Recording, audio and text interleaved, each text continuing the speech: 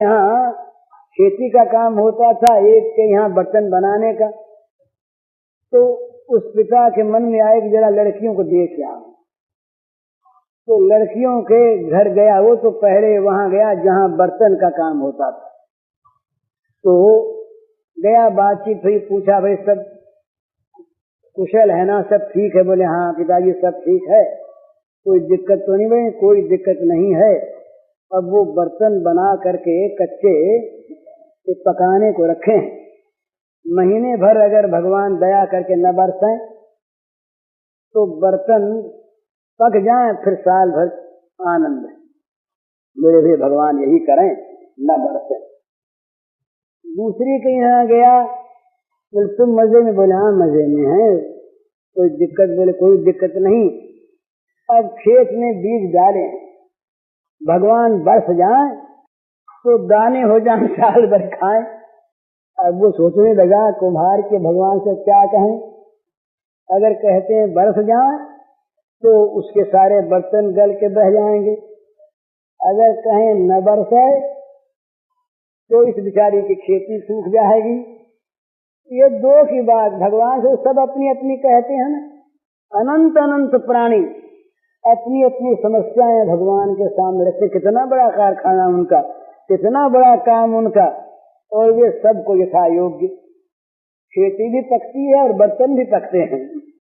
तो लेकिन अपनी दृष्टि से हम संसार की अनुकूलता को प्राप्त कर ले सर्वथा, और उससे हम शांति प्राप्त करें, इस प्रकार की धारणा असंभव धारणा है। जब तक हमारे मन में दो चीज बनी हुई है ना, द्वंद्व है, निर्द्वंद्व हो जाए तो शांति मिल जाएगी। निर्द्वंद्व नित्य सत्वस्थो निर्योग क्षेम आत्मवान। जो आत्मवान है उसको योगक्षेम नहीं रहता। योगक्षेम अगर नहीं है, द्वंद्व रहित है, नित्य सत्वस्थ है, तो वो शांत है ही। निर्द्वंद्व नित्य सत्वस्थो निर्योगक्षेम आत्मवान, वो तो शांत है।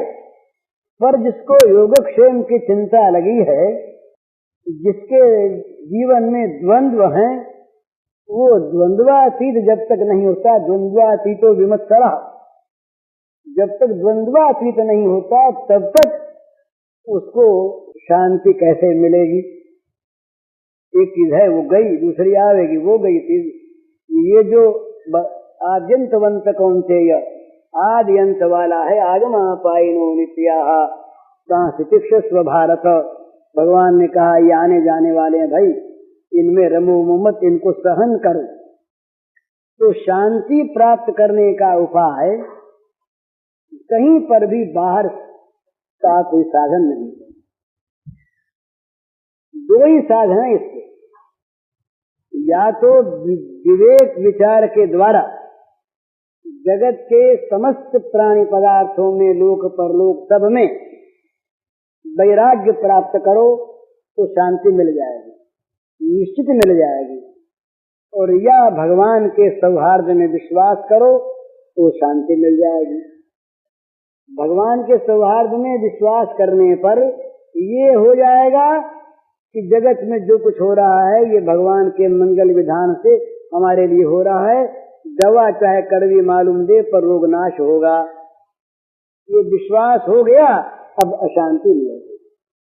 अथवा जगत की इस रूप में सत्ता ही नहीं है, तो सत्ता ही नहीं है, तब सत्ताहीन वस्तु के किसी स्वप्न से शांति अशांति का कोई कारण रह नहीं जाता।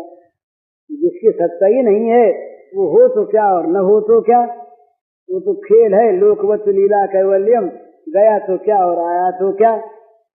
इन दो चीजों के सिवा अगर आदमी चाहे इस प्रकार की परिस्थिति प्राप्त करके, ये संपत्ति प्राप्त करके, धन प्राप्त करके, देश बदल के, नाम बदल के, घर बदल के, देश बदल के, या अमुक अमुक को अपने अनुकूल बनाकर, ऐसा मकान बनाकर, ऐसी जगह बनाकर, ऐसा नाम पैदा करके हम शांति प्राप्त कर लेंगे, ये मेरा भ्रम है। ये उससे बल्कि अशांति बढ़ेगी। बुझे न काम अग्नि तुलसी कहूँ विषय भोग बहु घीते। ये इसका समय, इस आग का, यह आग बुझती नहीं है, ये कामना की आग भोगों की आहुति से बुझती नहीं। जितनी जितनी भोगों की आहुति लगेगी कामना की अग्नि में, उतनी उतनी कामना की आग भड़केगी। ये इसका शमन नहीं होगा। इस पर तो राख डालो, बुझाओ, या सारी कामना को भगवत प्रेम की कामना के अर्पित करो। भगवत प्रेम की जहाँ आत्यंतिक अनन्य कामना पैदा हुई कि सारी कामनाओं को वो खा जाएगी। या तो भगवत प्रेम कामना की अग्नि में इस कामाग्नि को जला दो, और या वैराग्य के द्वारा इस कामाग्नि को बुझा दो। जब तक आग जलेगी तब तक तो शांति होगी नहीं। जग जांचिए को न जांचिए जो, जिये जांचिए जान के जान हिरे, यही जांचत जांचकता जरी जाए, जो जारत जोर जहान हिरे। जय का अनुप्रास बड़ा सुंदर है। इसमें तुलसीदास जी महाराज कहते हैं कि भाई तुम अगर जलन से बचना चाहते हो तो इस जलन को जलाना पड़ेगा। तुम्हारे अंदर जो आग जल रही है, इस आग को जला दोगे, या आग जब जल जाएगी, तुमको जलाने वाली आग जब जल जाएगी तब तुम्हें सुख शांति प्राप्त होगी। तो ये आग जले कैसे, और आग कैसी भयानक, जो जारत जोर जहां नहीं रे। ये ऐसी भयानक आग है जो सारे जगत को जबरदस्ती जला रही है। जो जलना नहीं चाहता उसको जला रही है। जलना कौन चाहता है? हम लोग सभी ये चाहते हैं ना, वही शांति मिले। यही लोग रोज रोज प्रश्न करते हैं, और हमारा अपना यही प्रश्न है, कैसे शांति मिले, कैसे ये हृदय की जलन मिटे। तो तुलसीदास जी कहते हैं कि इस जलन को जला दो। ये जलन कैसी है? जारत जोर जहां नहीं रे, जबरदस्ती सारी दुनिया को जला रही है। या ऐसा का नाम दिया जांचकता। कामना चाहिए, विषयों की चाह, अनुकूल भोगों की चाह, अनुकूल परिस्थिति की चाह, अनुकूल प्राणी की चाह। ये जो चाह हमारे हृदय में है, इसी का नाम जांचकता। और ये जांचकता सारे जगत को जबरदस्ती जला रही है। तो जग जांचिए कौन। तुलसीदास जी कहते हैं कि भाई जगत में न किसी प्राणी को जांचो, न पदार्थ को जांचो, न परिस्थिति को जांचो। किसी चीज को किसी से चाहो मत, और यदि चाह करनी हो जांचिए जाओ, तो जांचिए जानकी जान ही रे। जानकी नाथ जानकी वल्लभ भगवान श्री राघवेंद्र को जांचो। राघवेंद्र से राघवेंद्र को ही मांगो, राघवेंद्र से ही नहीं, राघवेंद्र को ही जांचो। जांचिए जानकी जान ही रे, जानकी जान को जांचो। तो क्या होगा? यही जांचत जांचकता जली जान। जिसको जांचने से जांचकता जल जाएगी। तो ये सिद्धांत है कि भगवत प्राप्ति, भगवत प्रेम प्राप्ति की अनन्य कामना जब पैदा हो जाती है तो विषय की सारी कामना को वो जला डालती है। ये सिद्धांत है कि विषयों की प्राप्ति के द्वारा विषय कामना को जलाना चाहें तो कभी जलेगी नहीं, जलेगी नहीं, भड़केगी। बुझे न काम अग्नि तुलसी कहूं विषय भोग बहु घीते।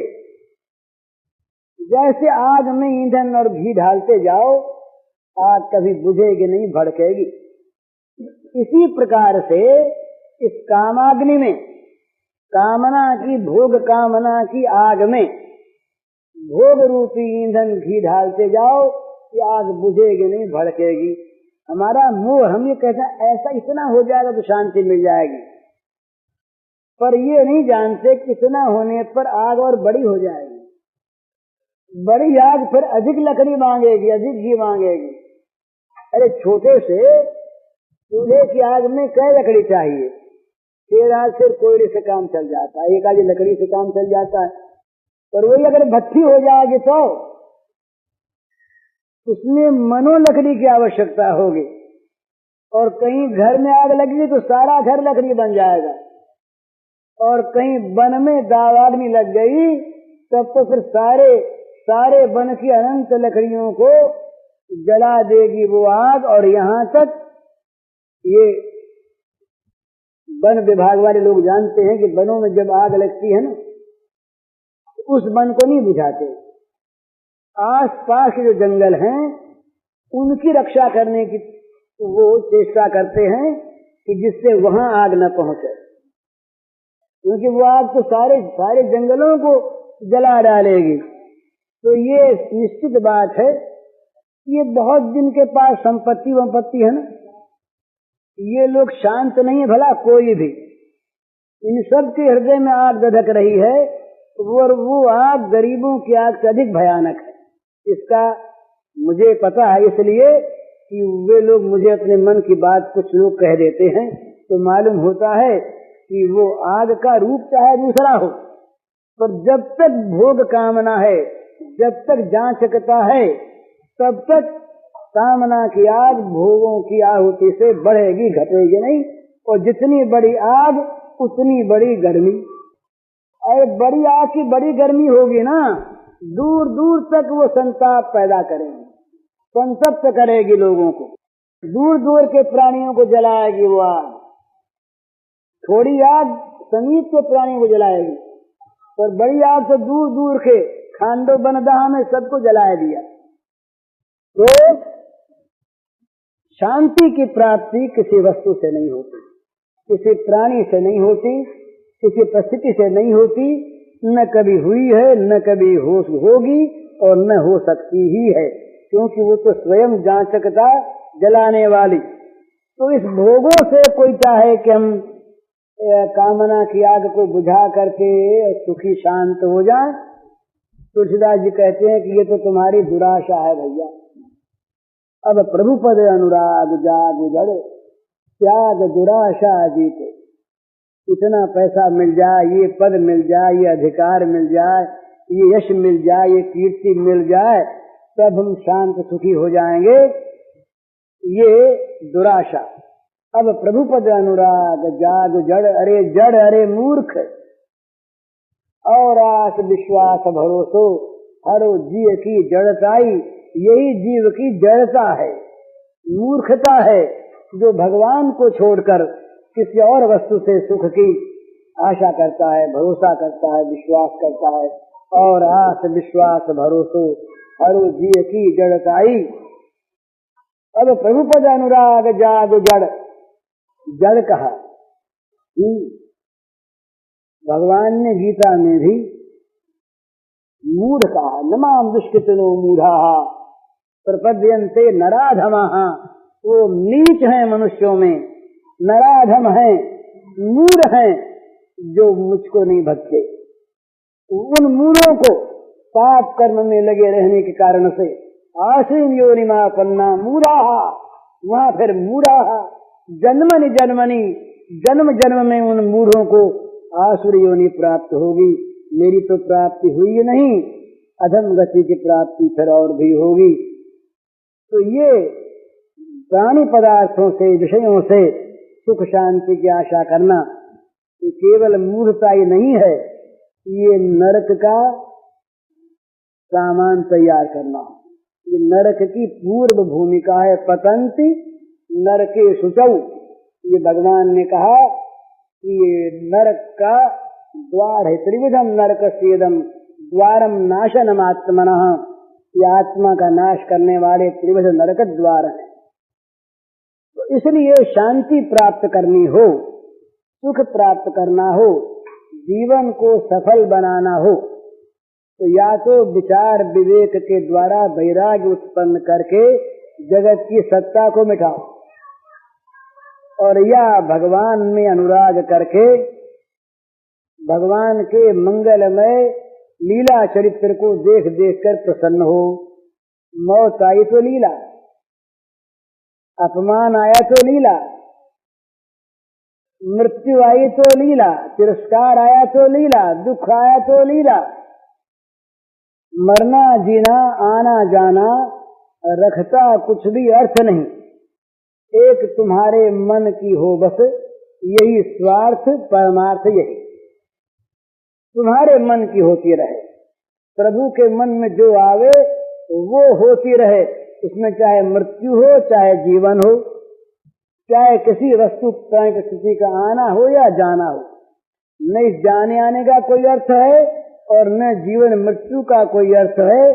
हमारे प्रभु के मन की होती रहे। उनके मन की जो होती है ना, ये मंगलमयी होती है, क्योंकि मंगल में अमंगल की संभावना नहीं। जो निरा अमृत है वो किसको मारेगा भला? जो निरा अमृत है वो तो अमृत ही हो, तो सबको जलाएगा, वो मारेगा नहीं। इसी प्रकार से मंगलमय भगवान का प्रत्येक विधान नित्य परम मंगलमय है निश्चित। तो शांति प्राप्त करने के दो ही उपाय हैं, या तो विवेक वैराग्य के द्वारा संसार की सत्ता का अभाव कर दो, या भगवान में परम अनुराग करके भगवान की लीला को देखो। प्रत्येक भगवान की लीला ही लीला यहाँ पर है। जो कुछ होता है लीला के सिर्फ कुछ है ही नहीं, वही खेलते हैं। उनके खेल को चाहे रस कोई सा हो, नाटक कोई देख रहा है और नाटक में कहीं बीभत्स रस आ गया, कहीं करुण आ गया, कहीं भयानक आ गया, पर वो लीला नैपुण्य जब देखता है दर्शक, कितना कैसा बाघ बन के आ गया, जो सबको डरा रहा है, कितने बाघ बनने की कला जानता, जो कैसे गुर्रा रहा है, पहचान लिया ना उसको। हमारा ही प्रियतम ये बाघ बन के सामने आया है, मौत बन के सामने आया है, तो क्या उस बाघ से डर के वो भागेगा क्या? तो बाघ का भी आलिंगन करेगा, क्योंकि बाघ के खोल में वो प्रियतम है। बाघ की तो उसकी प्रतिच्छाया नकाब डाले है बाघ का, अंदर तो वही प्रियतम है ना। तो प्रियतम के दर्शन अगर हो सके तो वह शांति नहीं होगी। सर्वत्र सर्वथा जीवन में मृत्यु में न हृष्यति न शोचति न कांक्षति न द्वेष्टि, अपने आप हो जाएगा। जिस रूप में वो आवे आता है वो प्रियतम, मिलता है वो प्रियतम, दिखता है वो प्रियतम, उसके सिवा और कोई है ही नहीं। किसी भी स्वांग में आवे, जिस स्वांग में आवे उसी में उसका स्वागत। अशांति कहाँ रहेगी? अशांति तो अनित्य द्वंद्वात्मक भोगों में मन रहने से होती है। अशांति का कारण ही है भोगों में, अनित्य असत भोगों में विश्वास, द्वंद्वों का आश्रय, पराश्रय, भगवान के सिवा अन्य आश्रय। जब तक अन्य आश्रय है तब तक अशांति मिटेगी नहीं। बोले आप मिटा दो, ये बात ही ऐसी है, ये प्रश्न ही, ये कहना ही नहीं बनता। अरे मिटा दे कौन? वो तो अपनी ली हुई चीजें छोड़ दे, मिट जाएगा। भूल जो होती है ना, भूल, ये नियम है, भूल होती है शास्त्र। भूल का आश्रय दूसरा नहीं होता, भूल अपने आश्रय में रहती है। आश्रय को छोड़ दो, भूल मिट गई। भूल मिटी तो भूल कभी थी नहीं। अरे हमारे हाथ में कोई चीज है, भूल गए तो ये भूल हमारी है ना, और जहाँ भूल मिटी वो चीज तो थी, तो पहले भी थी, जब भूल थी तब भी थी। तो तुलसीदास जी ने इसको कहा है कि अपने जागे बिना काम नहीं चलता। तो अशांति को हमने ले रखा है जगत को मन में बसाकर। जगत अशांत है, अशांत रहेगा, अनित्य है ना, अनित्य है, अपूर्ण है, असुख है, तो यहाँ शांति कैसे मिलेगी?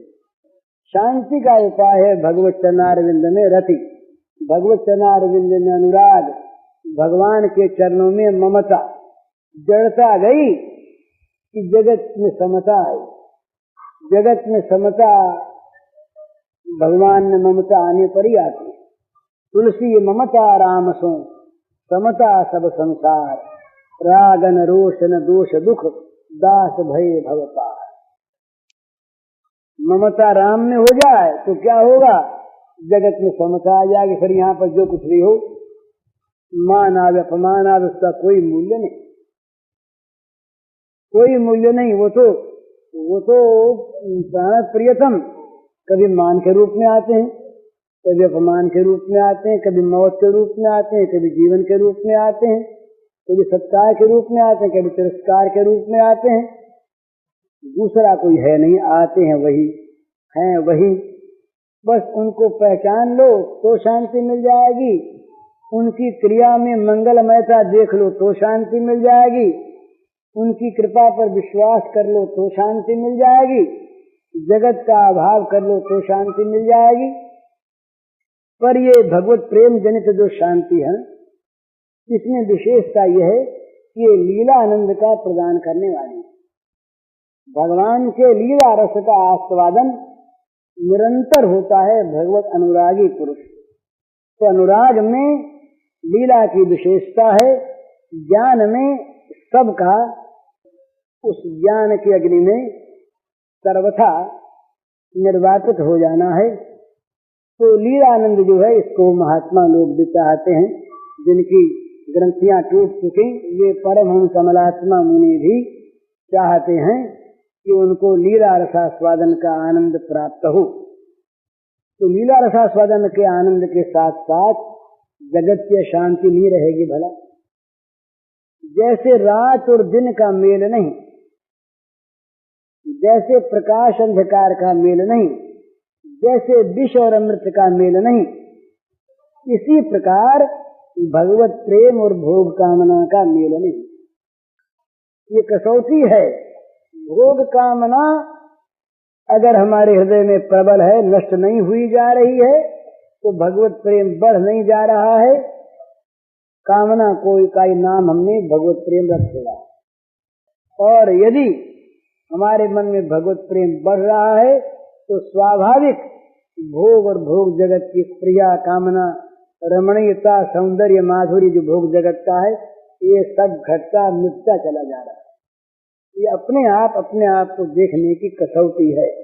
अपने आप को देखो, चित्त की शांति है कि नहीं, बढ़ती है कि नहीं। अगर बढ़ती है और शांति है, तब समझो कि हम भगवान में हैं, भगवान हमारे अंदर है। तो चित्त में अगर शांति बढ़ती है, शोभ बढ़ता है, तो हम शुद्ध संसार सागर में पड़े हुए हैं, उसकी लहरों में ही हम लहरा रहे हैं, हम भगवान के चरणारविंद में नहीं पहुंचे। तो इस तरह से अपने आप को निरंतर देखते हुए, सोचते हुए अपने आप को आगे बढ़ाते रहना चाहिए, नित्य निरंतर। तो ये भगवान का, ये जो एक बात है ना, ये कहना आ जाता है, हम कहना सीख लेते हैं, हमको कुछ नहीं चाहिए, हमारा तो भगवान में अत्यंत प्रेम है, भगवान जो करें सो ठीक।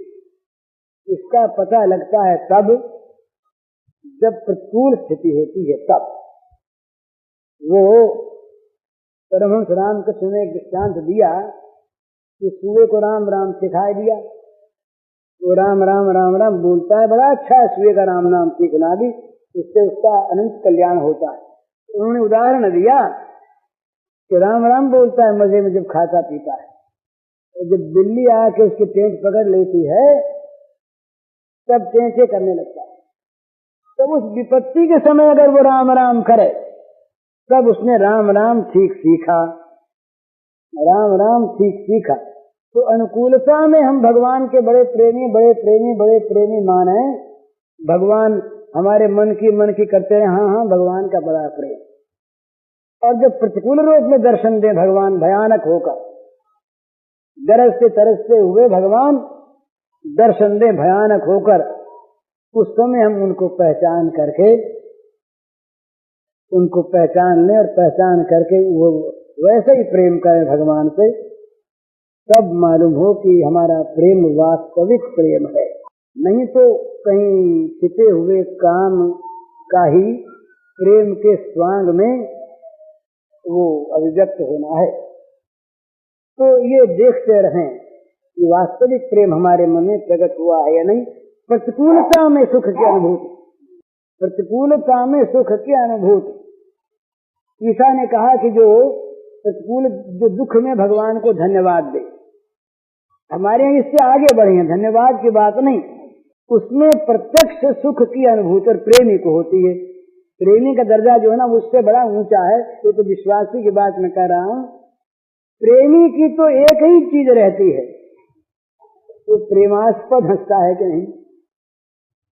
उसके अगर मुख पर मुस्कुराहट है और हम फांसी के तख्ते पर हैं तो हमारा फांसी का तख्ता मुबारक रहे, वो हंसता रहे। नहीं तो फांसी का तख्ता कभी मिटे नहीं हमारा, हटे नहीं हमारा। हम फांसी के तख्ते पर निरंतर लटकते रहें और वो मुस्कुराता रहे। उसकी मुस्कुराहट का जो आनंद है वो आनंद फांसी के तख्ते पर झूलने का जो कष्ट है उसकी कोई भी सत्ता नहीं रहने देता। तो प्रतिकूलता में भगवान की झांकी जहां होती वहां तो अशांति रहेगी नहीं। वहां तो प्रत्येक प्रतिकूलता में भगवान का मंगलमय कर स्पर्श होगा। एक प्रेमी था, उसको प्रेमास्पद ने बड़े जोर से एक चांटा लगाया, अंगुलियां तमाम ऊपर गई। बड़ा पहलवान था वो। ये प्रेमी रोया नहीं, हंसने लगा। तो दूसरों ने पूछा, अरे इतनी बड़ी चोट लग गई तो तुम हंसते कैसे हो? तो बोले प्रियतम के हाथ का स्पर्श जो प्राप्त हो गया। अब उसको चोट लगने का ज्ञान नहीं है। चोट लगी पर प्रियतम के हाथ का स्पर्श कपोल से हो गया ना। इस स्पर्श में जो सुख है वो सुख क्या किसी चोट की सत्ता को रखता है? जो चोट की सत्ता सामने है तो प्रियतम बुद्धि है नहीं है, प्रेम है ही नहीं। प्रेम यदि है तो चाहे वो मौत के रूप में आके आलिंगन करे, आलिंगन प्रियतम करता है ना। मौत के रूप में प्रियतम आया और पहचान लिया, मौत बन के आया, बोले आओ तुमसे हृदय से लग जाओ। ये हृदय को लगाने वाली बड़ी कठिन चीज है। भला हम कोमल कोमल सुख देने वाली चीज को हृदय से लगाना चाहते हैं, पर कहीं भयानक रूप आके हृदय से चिपट जाए तो डरते हैं, भागते हैं, चिल्लाते हैं, अरे राम हम तो भगवान को चाहते तो राक्षस आ गया। पर भगवान कहे कि राक्षस बन के हम ही आए। बोले नहीं महाराज, हमको तो तुम बस मुरली वाले रूप में राक्षस वाक्षस नहीं चाहिए। भगवान की अच्छी बात है भाई। तो बात उसमें क्या है कि ये भगवत विश्वास, उसके बाद भगवत प्रेम होता है। भगवान के मंगलमय विधान में, भगवान की मंगलमय लीला में, भगवान की मंगलमय स्वभाव में, भगवान के मंगलमय सौहार्द में अगर हमारा विश्वास हो जाए तो तुरंत शांति मिल जाएगी, इसमें कोई संदेह नहीं। ये भले करके 1 घंटे करके देखिए, 1 घंटे में आपको मन में शांति नहीं आएगी। 10 मिनट करके देखिए, शांति नहीं आएगी। और केवल कहने से तो काम चलेगा नहीं। ये इन लोगों ने बड़ा कठिन मारा। अब तो वो चीज रही नहीं। हम तो आज भोगों में से निकले कल गोपी बनना चाहते हैं। पद्म पुराण की कथा आती है, कल्पों तक 2-2, 3-3, 4-4 कल्पों तक ऋषियों ने गोपी बनने के लिए तप किया। ये पद्म पुराण पाताल खंड में कथा आती है। 1-2 नहीं, ऋषियों ने, वेद की ऋचाओं ने, स्वयं ब्रह्म विद्या ने स्वयं कल्पों तक तप किया है कि जिससे गोपी भाव की प्राप्ति हो, गोपी भाव का रसास्वादन हो। अर्जुन स्वयं जो भगवान के अत्यंत प्रिय पात्र, जिनको भगवान ने अपना सखा कहा, गोपी भाव को प्राप्त नहीं कर सके। उनको गोपी भाव की प्राप्ति के लिए कठिन साधना करनी पड़ी, तालाब में डूबना पड़ा, तब कहीं जाकर गोपी भाव में मिला, और मिला सिर्फ 1 दिन के लिए।